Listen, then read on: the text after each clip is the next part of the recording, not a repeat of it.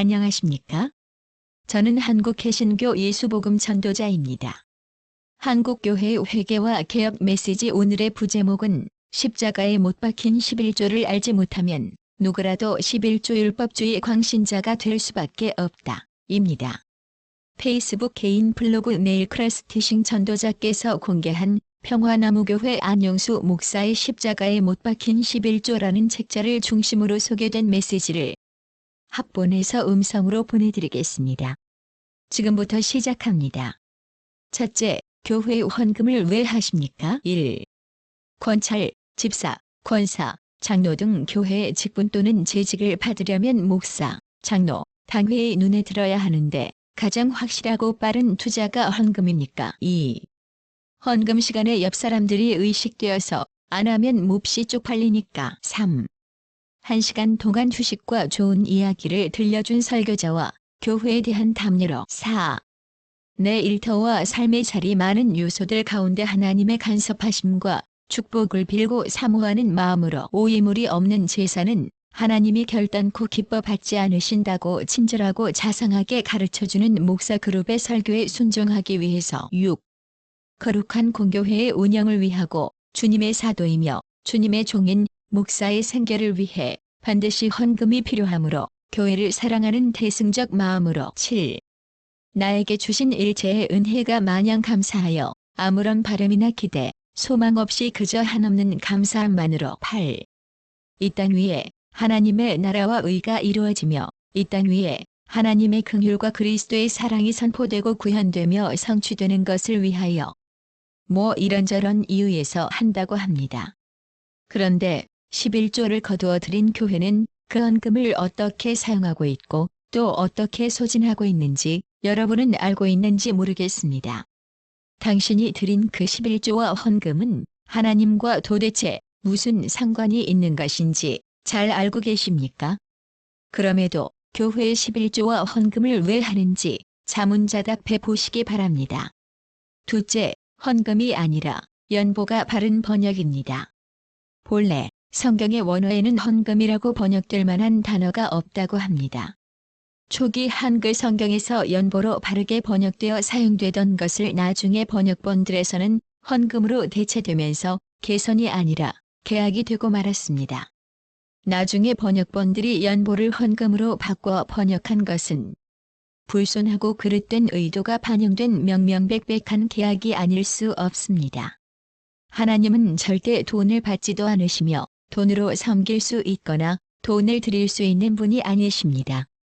아멘이십니까? 목사와 교회들만 돈을 받아먹고 누릴 뿐입니다.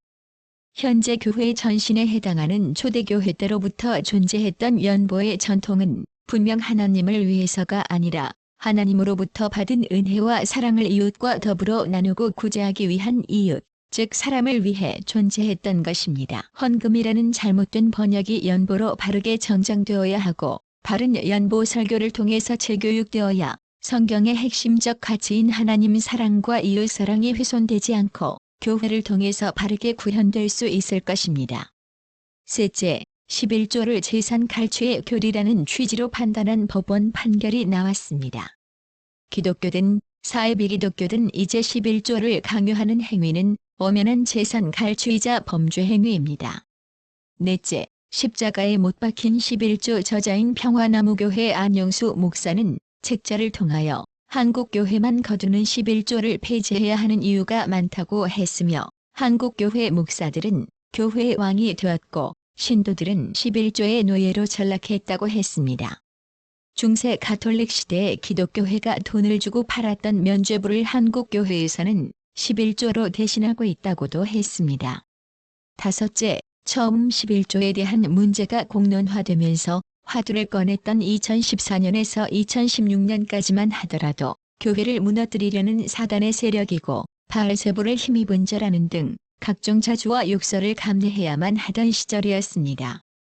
시대와 사상이 급변하는 시대여서 그런지 불과 4년 5년도 채 지나지 않은 활동에도 불구하고 이제는 11조라는 헌금에 대한 상식적이고 합리적인 이해를 가진 교회들과 목사들, 기독교인들도 제법 많이 늘어나고 있습니다. 이제 한 걸음 더 나아가 교회의 다른 헌금, 교회 재정, 예산에 대한 상식과 합리적인 이해로 확장해 가야 할 시기인 듯합니다.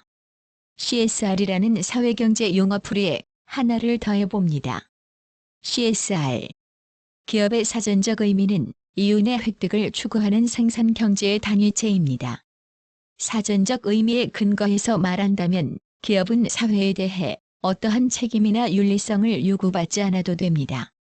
그러나 현대 사회에 대두된 CSR이라는 신기한 개념은 이윤의 획득이 최고선인 기업에게조차 사회적 책임과 윤리성을 요구하고 있습니다. 이러한 현대 사회의 기준과 잣대를 교회에 적용해보면 현대 교회들이 얼마나 심각하게 잘못되어 있으며 변질되고 타락했는지 구구절절히 설명하지 않아도 한눈에 알 수 있습니다. 교회는 근본적으로 100%의 자발적 무기명 기부금으로 구성됩니다. 수입과 재정이 형성되는 그 순간부터 사회적 책임과 윤리성은 물론 매우 높은 수준의 도덕성이 반드시 요구될 수밖에 없는 조직인 것입니다. 가장 기본적이고 당위적이라 말할 수 있는 지출 구조인 조직 구성원들의 생계비, 조직의 운영비로 사용되는 부분에 있어서조차도 매우 큰 불편함과 찔림이 수반되지 않을 수 없는 조직이어야만 하는 것입니다. 그런데 과연 우리가 알고 있는 교회들과 목사들 중에 그런 교회와 목사들이 과연 몇 명이나 되겠습니까? 과연 그러한 최소한의 불편함과 찔림을 인지하고 있는 교회가 있기는 하느냐라는 말씀입니다. 이제 이런 CSR에 대한 개념을 공론화하고 기업보다 부끄러운 교회가 되지 않기 위한 각고의 노력을 해볼 수는 없겠습니까? 교회다움에 대한 갈망을 품은 의식 있는 목사, 의식 있는 기독교인들의 참여가 절실한 때입니다. 여섯째, 이 시대의 11조는 틀려도 한참 틀려먹은 헌금이며 교회의 왕, 즉 교회 교역자들이 성도들을 대상으로 사기치고 있는 이 시대의 면죄부와 다를 바가 없습니다. 해마다 종교개혁 주년이 있는데 우리는 또 한 번의 종교개혁을 통하여 반드시 복음의 본질로 돌아가야만 합니다. 이에 동의해 주시겠습니까? 그런 의미에서 11조 비사례 신고센터를 설치해서 운영하려고 합니다. 교회와 교회의 왕들이 11조와 관련하여 거짓 축복 또는 거짓 저주를 담은 황당무계한 설교를 하면서 야훼의 벗들, 즉 성도들을 대상으로 사기치는 행위, 이와 관련하여 발생되어진 사기 피해, 금전적 손해, 가정 불화, 가정 파탄 등의 경험이 있는 분들의 많은 제보와 참여를 부탁드립니다. 끝으로 오클라호마 평신도교회의 신성남 집사께서는 집사라는 호칭보다 형제로 불리우는 것을 더 좋아하는데 신성남 형제 사역자의 메시지 일부만 소개하겠습니다. 한국 교회가 1960년대까지는 연보라는 용어만 사용했는데 어느 순간부터 종교적인 용어로 헌금이 등장했다.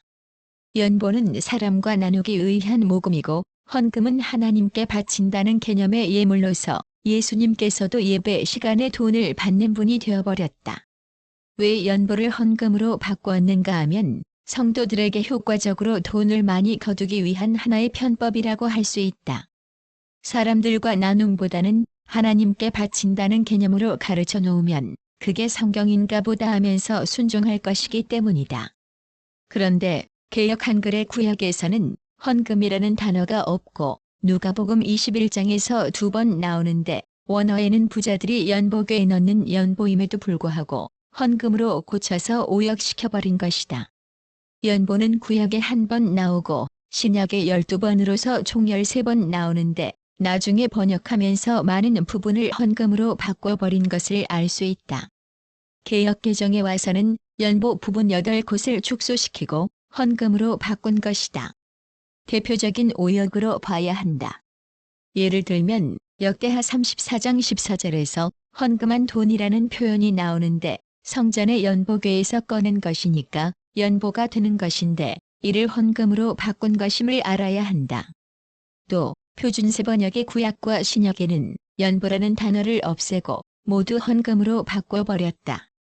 예수님 당시 회로 성전에는 13개의 연보궤가 있었는데 제사의 제물과 상관없이 오로지 가난한 사람을 도우려는 목적의 연보궤와 연보만 있을 뿐이었다. 연보의 경우에도 연보를 바친다라는 말을 사용하면 안 되며 연보를 낸다라는 말을 사용함이 바른 표현임을 알아야 할 것이다. 한국교회의 수많은 목사들이 사람들과 나누라는 개념의 연보라는 용어를 멀리하고 하나님께만 바쳐라는 식으로 유도하기 위해 헌금이라는 용어를 남발하다 보니까 21세기의 젊은 층들이 헌금은 당장 알아먹는 반면 연보라는 말을 들어본 적이 없는 탓에 새로 생겨난 신조어인가? 라는 생각을 할 정도로 연보 자체를 알지 못한다. 여기까지입니다. 그리스도인 여러분. 처음부터 목사를 직업으로 삼고 신학교를 가는 사람도 극소수 있을 것입니다. 부름받아 나선 이 몸이라는 찬송을 부르면서 내게 주신 십자가를 지고 끝까지 가겠다고 다짐하면서 성경교사의 사역을 감당하기 위해 신학교를 간 사람들이 대다수라고 저는 생각합니다. 그러다가 한국교회의 혼합주의를 퍼뜨린 미꾸라지들, 즉 거짓 선지자, 사꾼 목사, 직업 목사 노릇을 하는 선배들로 인하여 후배들도 똑같이 나쁘게 물들어 변질되어 버린 경우가 허다하다고 생각합니다. 발을 빼기가 어려운 지경이 되어버린 소경 목사들이 너무 많아 보입니다. 창조주 예수님의 이름을 팔면서 거짓되게 만든 온갖 비질리 다른 복음을 성경이라고 속여서 가르치는 일을 함으로써 오늘의 주제인 11조와 헌금이라는 괴물에 붙잡힌 교회, 장로, 집사, 목사, 선교사, 성도들이 많음에 대하여 마음이 정말 무겁고 아픈 심정을 또다시 느낍니다. 저희 부부가 30년, 자녀들이 20년간 한국교회 교단 교파교회 주일 성수라는 교회 율법주의에 빠져 11조를 갖다 바친 돈이 어림잡아 서울에서 매우 멀고 오래된 허름한 수도권 외곽 아파트 한 채 금액 정도인데 개신교 교단 그룹에게 사기당해서 빼앗겨버렸습니다.